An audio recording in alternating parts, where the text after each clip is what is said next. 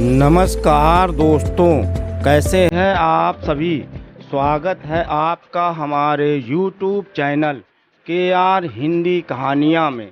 आज मैं आपको सुनाने जा रहा हूँ बहुत ही सुंदर और रोचक कहानी। आशा करता हूँ यह कहानी आपको पसंद आएगी।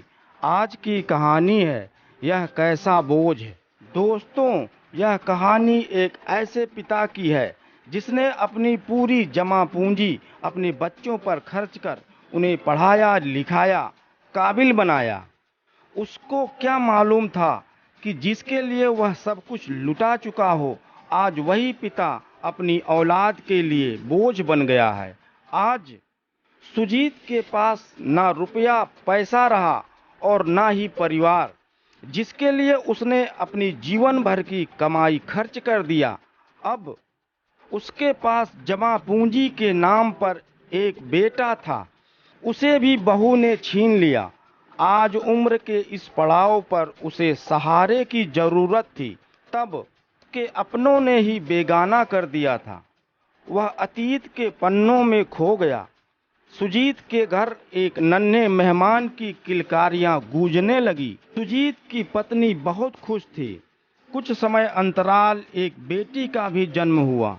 दोनों बच्चे, बेटा आदित्य और बेटी पूनम, स्कूल जाने लगे।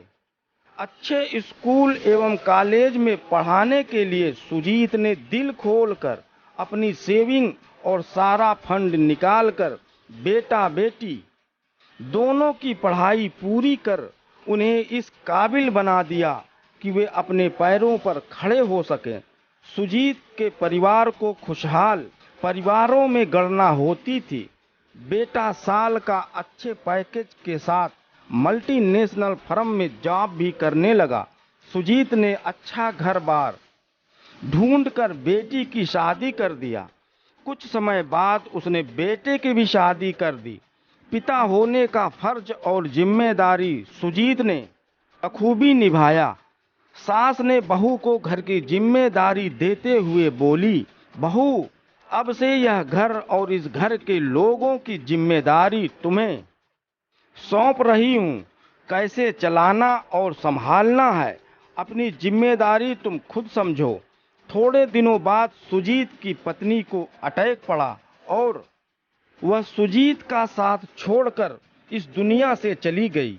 जीवन साथी का साथ छूटने से सुजीत बिल्कुल अकेला पड़ गया। बेटा बहू अपनी दुनिया में व्यस्त हो गए थे। जिस पिता ने बच्चों को पाल पोस कर काबिल बनाकर इस मुकाम तक पहुंचाया, आज वही पिता अपने बच्चों के लिए बोझ बनकर रह गया है। बेटा बहू नहीं चाहते कि पिता की देखभाल करनी पड़े। एक दिन बहू बेटे से कहती है, सुनो, किसी तरह से तुम अपने पापा से यह मकान अपने नाम करवा लो और तब उनको वृद्धाश्रम छोड़ आओ।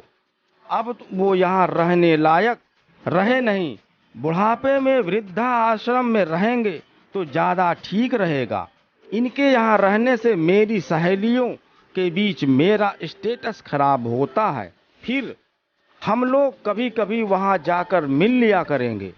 सब वहाँ आराम से रह रहे हैं। सुजीत बगल वाले कमरे में सोने की कोशिश कर रहा था, पर नींद उसकी आंखों से कोसों दूर थी। तभी उन दोनों की बातें सुन लेता है। बेटा और बहू की ऐसी बातें सुनकर उसकी आंखें डबडबा आईं। करवटें बदलने में सवेरा हो गया। सुजीत नहा धोकर तैयार होकर बाहर जाते हुए बहू से बोला, बहू, मैं थोड़ी देर के लिए बाहर जा रहा हूँ, अभी वापस आ जाऊंगा। सुजीत घर से निकलकर सीधे अपने दोस्त एडवोकेट धनंजय शर्मा के पास पहुँच कर अपनी पूरी व्यथा बता दिया। सुजीत की दुख भरी कहानी सुनने के बाद एडवोकेट शर्मा जी बोले, यार सुजीत, सबसे बड़े दुख की बात है, बहू तो तुम्हारे साथ गलत कर ही रही है, पर तुम्हारा अपना बेटा भी वही कर रहा है जो वह कहती है। ठीक है, कोई नहीं, अब मैं इन्हें अपने तरीके से हैंडल करता हूँ। जिस माँ बाप ने तुम्हें कितने कष्ट, मुसीबतों और अरमानों से पाल पोस कर बड़ा किया हो, आज वही माँ बाप तुम्हारे लिए बोझ बन गए हैं। उनकी देखभाल करने के बजाय उन्हें वृद्धाश्रम में डाल रहे हो। डोरबेल बजी। बेटा आदित्य दरवाजा खोलता है। दरवाजे पर खड़ा डाकिया आदित्य के हाथ में लिफाफा देते हुए बोला, साहब जी, आपका कोर्ट से एक लेटर आया है। लिफाफा खोल कर देखा, आदित्य के तो होश उड़ गए।